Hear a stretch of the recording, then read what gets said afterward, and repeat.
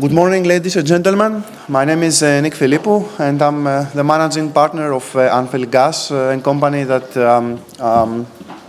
offers information intelligence services in the LPG market.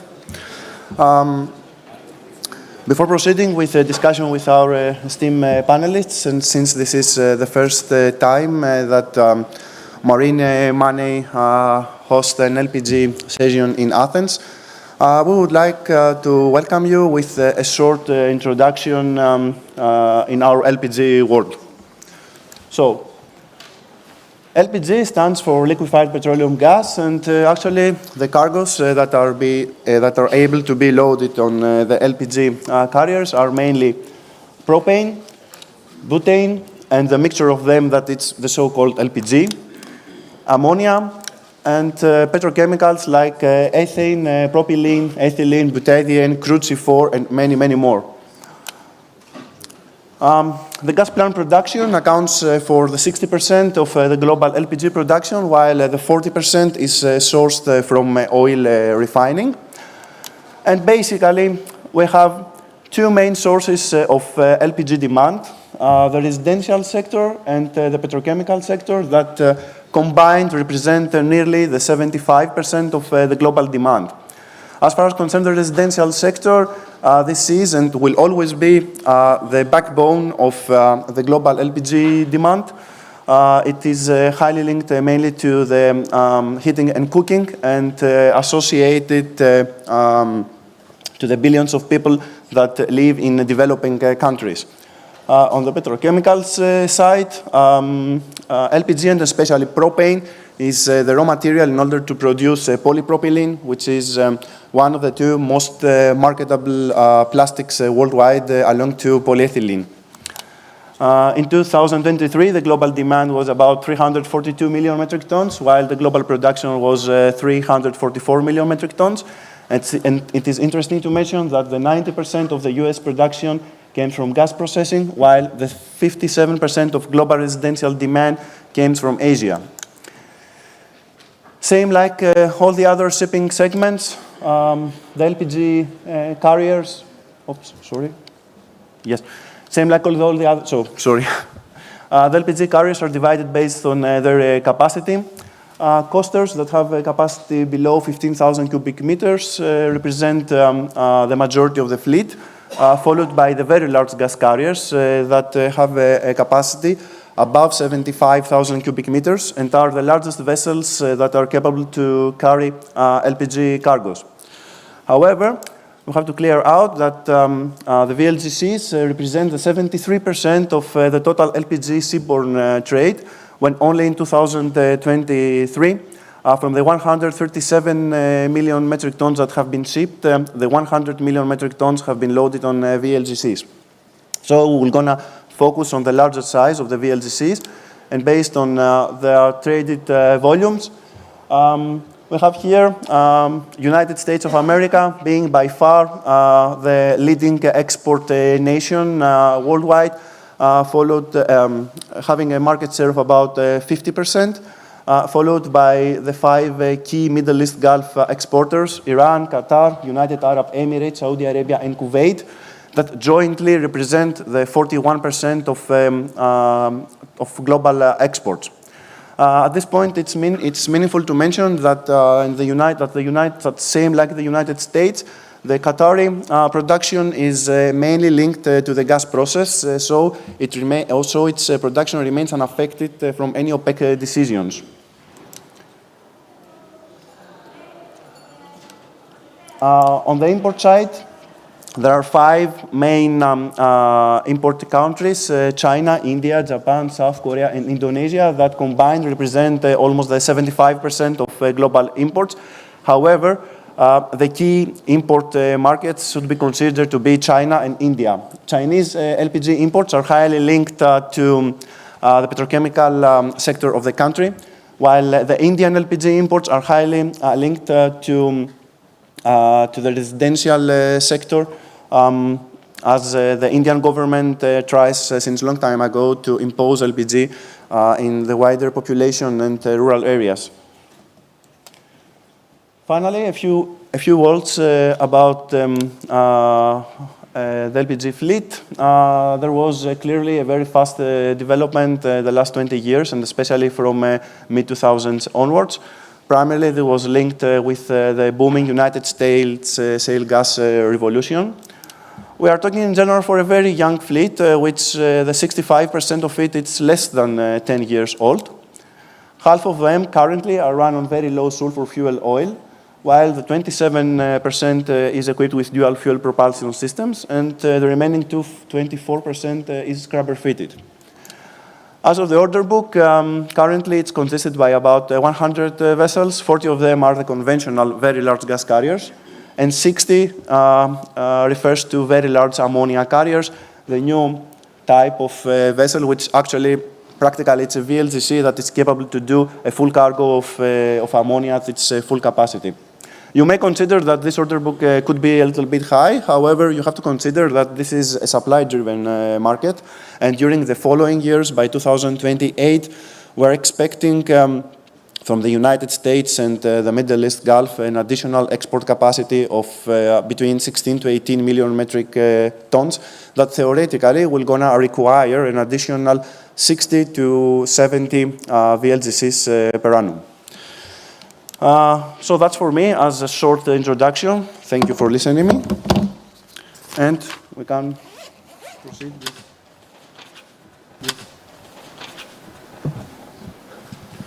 proceed here with our esteemed panelists. So, in 2024, the market experienced a wave of new building orders that represent almost 50% of the current order book. There are two interesting points on that. Firstly, many newcomers decided to enter a niche market amid high asset prices. And secondly, most of the orders do not refer to the conventional type of VLGCs, but to the very large ammonia carriers. So, what was the key driver behind such heavy investment decision-making? And what are your thoughts of the market development? Constantine, you'd like to start? Thank you, Nick. Well, Nick pretty much said it all already, but we'll try to add on. So only about 10% of ammonia production is traded as of today, and the majority of it is consumed domestically to make fertilizers. But that is quickly changing as we're seeing massive projects, both east and west, that will be using ammonia as marine fuel and as a source of power generation. Now this will require ammonia trade to widen, which will create demand for much more tonnage that will have to tend to this trade. But these projects take time, as you know, and often we experience delays. But the good thing is that we've been seeing promising developments from both receivers and producers, east and west, which will, which gives us hope and will soon see results rather than later. Now the good thing is that, like Nick said, VLACs are practically VLGCs that can carry ammonia. So even though these projects will take time to come online, these VLGCs will most likely be able to be absorbed by the LPG market. Mm-hmm. And as we're seeing increases and terminal expansions in both the West and the AG, which will add supply, and as we're also seeing new projects being developed in the East, which will add on demand, I think we're confident that the tonnage will be able to be absorbed by our market. Okay. Ahmed, representing a newcoming company in the segment. Yes. Let us have your opinion. Oh, thank you. Thank you, Nick. Just want to start with a disclaimer. Please take what I'm going to say with a grain of salt. I know we have a lot of finance audience and ship owners. I don't want you to run after this session and order ships because that will affect the market negatively. But joking aside, yeah, I represent AlphaGas. We joined the pack and we've ordered four. I don't think that mic's on. Just all the mics are on, just leave them permanently. So I don't have to repeat, or do I have to repeat what I said? Yeah, because then it's a bad joke if I repeat it again. Yeah. So AlphaGas joined the pack and we've ordered 4 VLACs. I think we are an LNG company that we have 8 LNG carriers. We see LPG as a complementary space. to LNG. I mean, you look at the two markets, the two big growth markets from the US and from the Arabian Gulf, and you monitor the LNG and the LPG, and you can see the pace of growth in both products. Also, if you are a gas player, you know how to deal with dual fuel gas engines. You're not scared of getting into that space. Actually, we ask ourselves, it has been for a very long time, gas has been shipped on board those ships. Why nobody took the initiative to start with developing dual fuel gas engines, like was the case on LNG. So we believe it's complementary, it's necessary for our generic growth as a gas company. The other thing is for the dual fuel vessels, as you've mentioned, I think it's in terms of a VLGC, I think the current design we have now is as good as it can get. You've got a bigger ship, you've got a more efficient ship, you've got a ship that has got dual fuel. We have listened to our peers in the industry a while ago talking about they have not yet figured out what's the transitional fuel of choice. Is it methanol? Is it LNG? Is it biofuel? Guess what? I think for LPG, problem is solved. Your fuel is your cargo. So, and it is a low emissions kind of fuel. So that's why I think it's a prudent move investing in VLGCs or VLACs right now, which we have done in AlphaGas. Okay, thank you very much. Peter, being one of the leading VLGC owners worldwide, Dorian, please have your opinion. Yeah, thank you, Nick. Thank you. My name is Peter, and I work for Dorian LPG. We have 25 VLGCs, and we operate a pool with MOL Energia with another 5 VLGCs.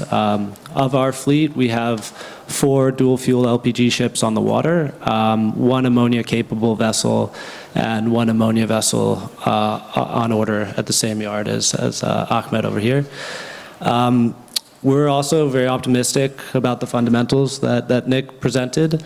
That being said, I think in 2023 we had amazing earnings, and at the same exact time we saw a lot of hype and new announcements about ammonia for power and to crack into hydrogen. So we did see a large order in 23 and in the beginning of 24, representing 50% of the current order book, as Nick said.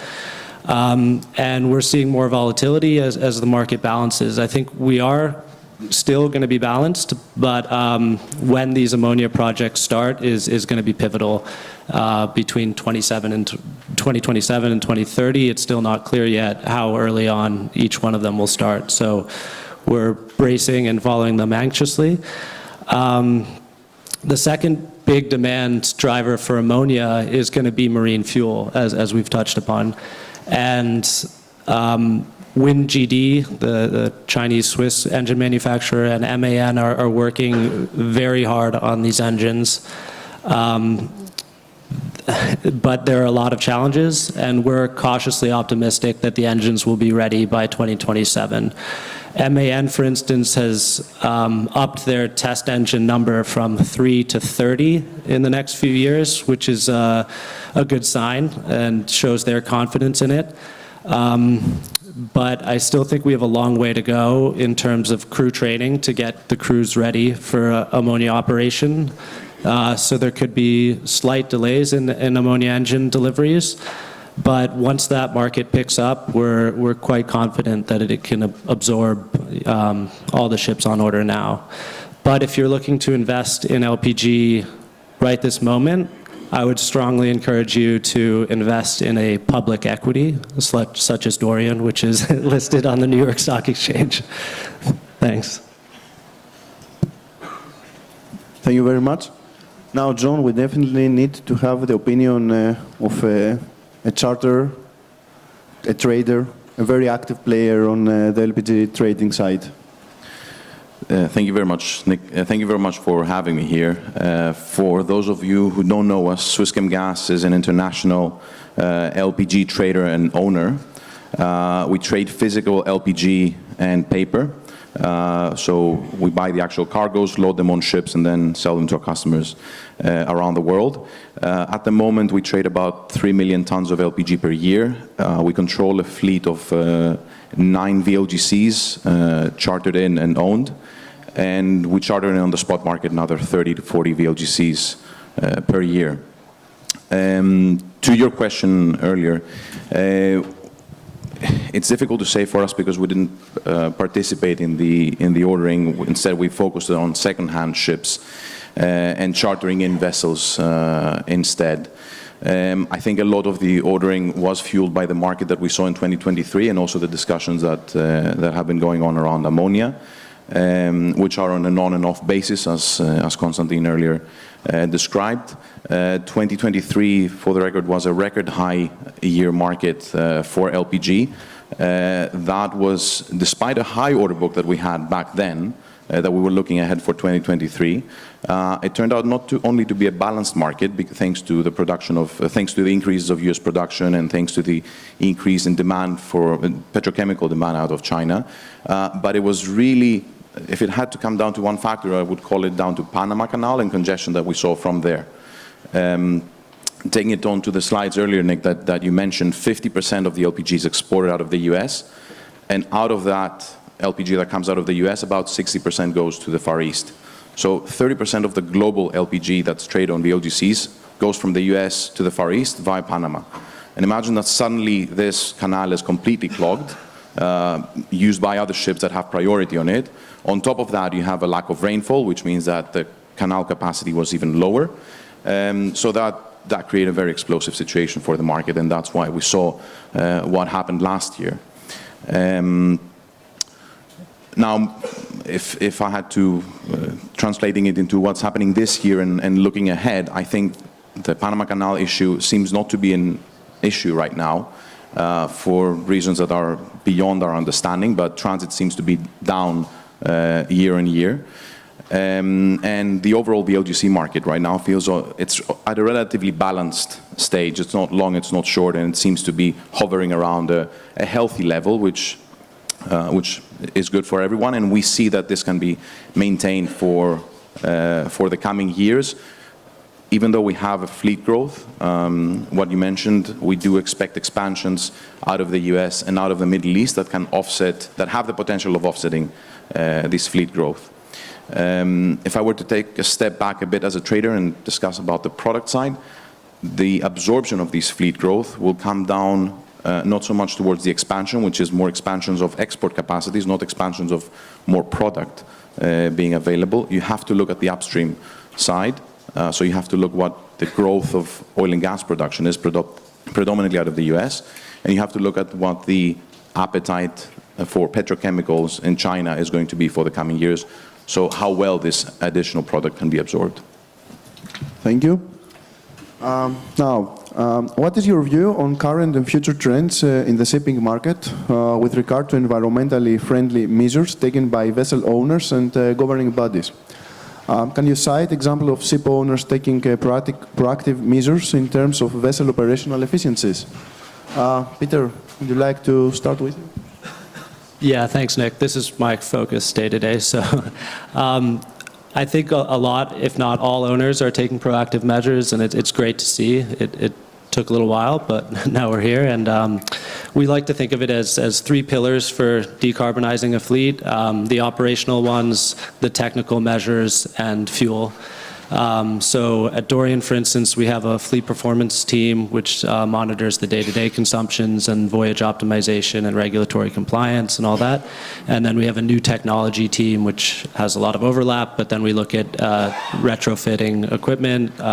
Muse ducts, Boss cap fins have been very helpful.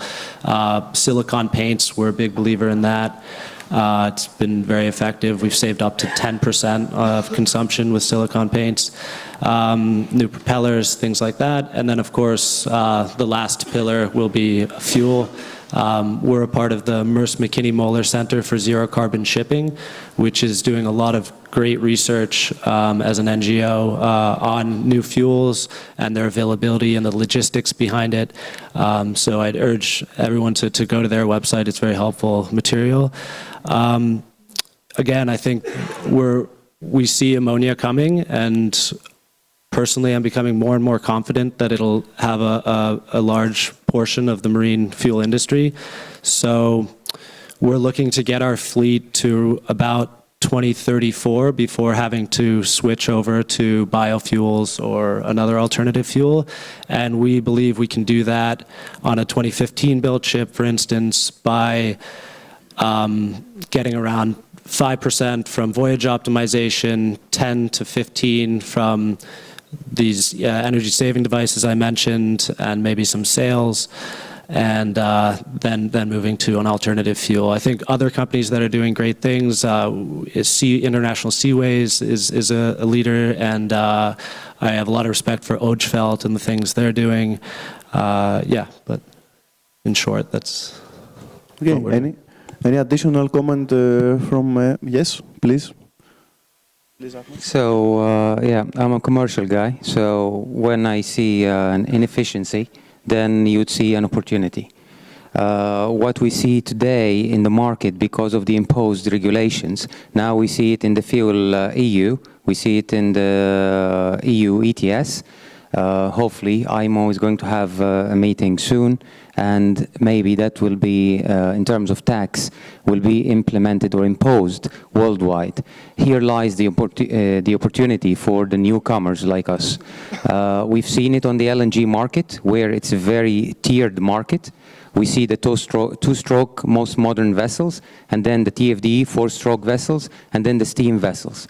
We can see at certain periods of the market the delta, I would say, between the rate that each segment commands can go up to anything between $10,000 to maybe $50,000, because not only because of the efficiency, but also because of the size. So imagine, and that's what drove many ship owners with the gas background to invest in LPG. Imagine that you have a market whereby you will have the most efficient vessels, dual fuel vessels, with the bigger capacity, with very good fuel efficiency, has got all the bells and whistles, like the air lubrication system, shaft generator, and abatement systems on board, versus an eco design vessel, which is still conventional vessel, but consumes less fuel than the traditional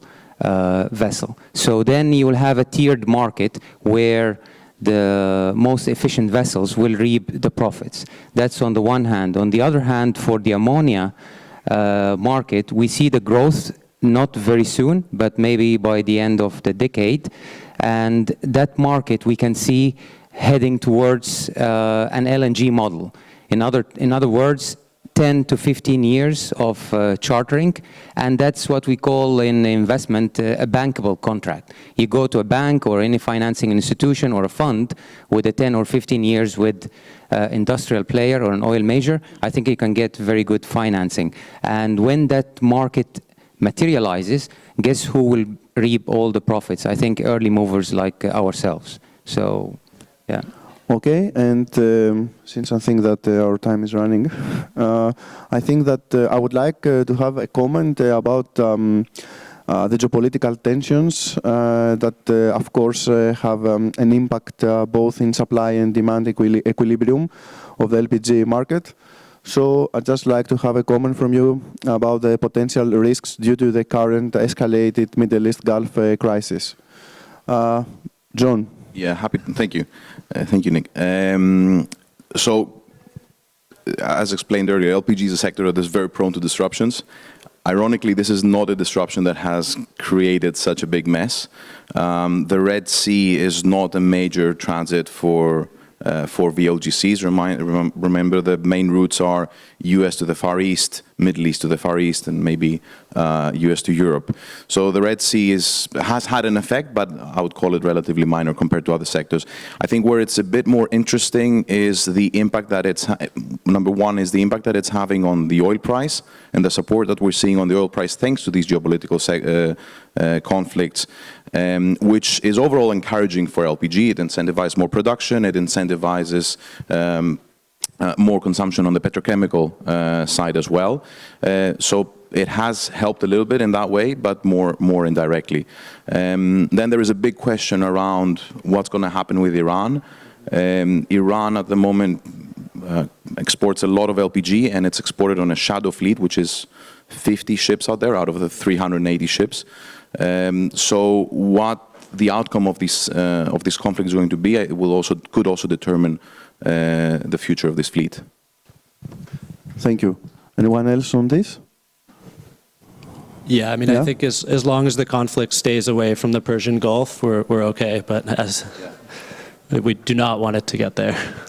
Yes, actually, because it's also a point, a last point that maybe we can discuss is about the Chinese PDH plants demand and when it will be achieved the full development of this demand and also what would be the impact, especially now, since all we know that the second largest supplier of China is Iran. So what could be all this combination now? It's a bit difficult to call the Chinese petrochemical sector. I mean, it's China by itself, so going into one of the sectors and understanding what the potential outcomes of it are is really tricky. Just to take a step back, when analyzing LPG, at least the way we do it is you look at the supply side. LPG, unlike other commodities, is a supply-driven commodity. It's not produced upon demand for extra LPG. It's produced because it's a byproduct of oil and gas. So if you want to try and forecast the market, you look at how much supply is going to come, and that is not something that we're worried about. There's plenty coming out of the US, plenty coming out of the Middle East. But for the product to move and for the trade to have healthy economics and leave enough money for shipping itself, you need to have someone who values the product highly. And that's where the petrochemical issue comes in and how much they can absorb. Just to put it in context, LPG has always been used in the petrochemical sector, but PDHs are a development of the last 10 years. And it's a specialized way of cracking propane to make propylene and the raw materials for plastics. The Chinese have built a huge amount of PDH plants, and the capacity has kept growing for an average of 30% for the last 4 or 5 years. And we do expect them to continue growing at a 20% capacity, increases in capacity of 20%. The question is all this capacity going to be utilized? And that comes down to the demand for plastics, very simply put. So if the global economy is healthy, if the Chinese economy is healthy, there's going to be more demand for plastics, which in turn should support higher running rates of this big PDH plants, which in turn will increase price for LPG and allow the product to flow, and that's good news for everyone. If the Chinese economy is struggling, or the global economy is struggling, or there is a trade war between the US and China, that's all going to be bad news for the petrochemical sector in China and consequently for the global LPG sector. Excellent. Anyone else would like to comment something before we close? Well, just to give some context, about 10 years... Hello? Working now? No, but just to give some context, about 10 years ago, there was maybe 1 or 2 PDH plants, and now, today there are about 36 with another 4 coming online this year, and about another dozen in the next, 4 to 5 years, which will add about, 13.5 million tons of demand. So we see healthy growth on both the supply and the demand side, which, gives us confidence in our market.